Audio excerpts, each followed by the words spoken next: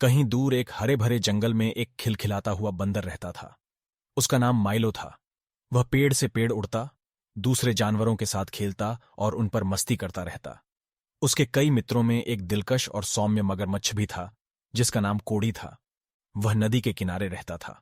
Milo और कोड़ी को एक दिन गर्मी के दिन अपने घर आने का ख्याल आया। कोड़ी ने माइलो को बुलाया। माइलो, मेरे प्रिय मित्र, कल मुझे अपने घर आने पर बड़े बड़े आम खाने का मौका मिलेगा। माइलो, जो हमेशा से ही एक साहसी और बेबाक बंदर था, खुशी से उस निमंत्रण को स्वीकार कर लिया। वह अगले दिन के आने को उत्साहित था। सुबह होते ही माइलो ने उत्साह से कोड़ी के यान की ओर दौड़ा। वह नदी के किनारे पहुंचकर कोड़ी को देखा। नमस्ते प्रिय मित्र, उसने कहा और अपने खिलखिलाने भरे दस्तावेज दिखाए। मैं उन स्वादिष्ट आमों का इंतजार कर रहा हूं। कोड़ी ने प्रेमपूर्वक मुस्कान दी और कहा, मैं नदी के दूसरे किनारे तक तैर नहीं सकता। मेरे दांत में भयानक दर्द है, जो तैरने के लिए बहुत पीड़ादायक है। माइलो, जिसमें समझदारी भरी थी, चिंतित हो गया। उसने पूछा, तुम्हें सहायता करने के लिए मैं क्या कर सकता हूं कोड़ी? कोड़ी ने उत्साह से कहा, नदी के दूसरे किनारे पर एक विशेष जड़ी बूटी है जो मेरे दर्द को कम कर सकती है। क्या तुम उसे मेरे लिए ला सकते हो? फिर हम साथ में आम खा सकते हैं। बिना सोचे हुए माइलो ने कोड़ी की पीड़ा को कम करने के लिए उस जड़ी बूटी को ढूंढ निकाला और नदी के दूसरे किनारे तक ले जा पहुंचा। लेकिन चालाक बंदर जान गया था कि कोड़ी की पीड़ा वास्तविक थी, या उसने उसे अपना भोजन बनाने के लिए ढूंढा था।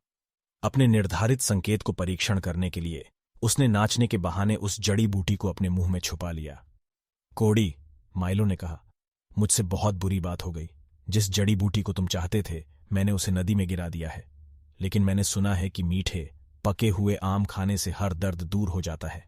इस समाचार से धन्यवादी होकर कोड़ी के होंठ पर एक मुस्कान आई और उसने माइलो को एक एक करके बड़े बड़े आम खिलाए।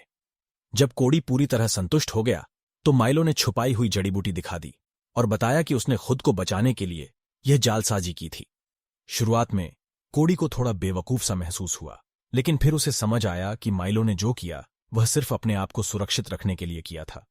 तुम सचमुच एक चतुर बंदर हो मेरे दोस्त, कोड़ी ने हंसते हुए कहा। मेरे साथी होने के लिए धन्यवाद।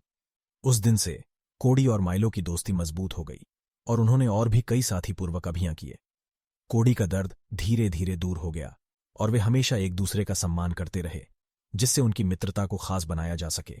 और इसी तरह बंदर और मगरमच्छ एक सच्ची मित्रता के उदाहरण बन गए, जहां चतुरता और सहानुभूति ने उन दो अलग अलग प्राणियों के दिलों को जीवन भर के लिए जोड़ा। समाप्ति। यदि आपको यह कहानी पसंद आई है तो हमारे चैनल को सब्सक्राइब करें और ऐसे और वीडियो के लिए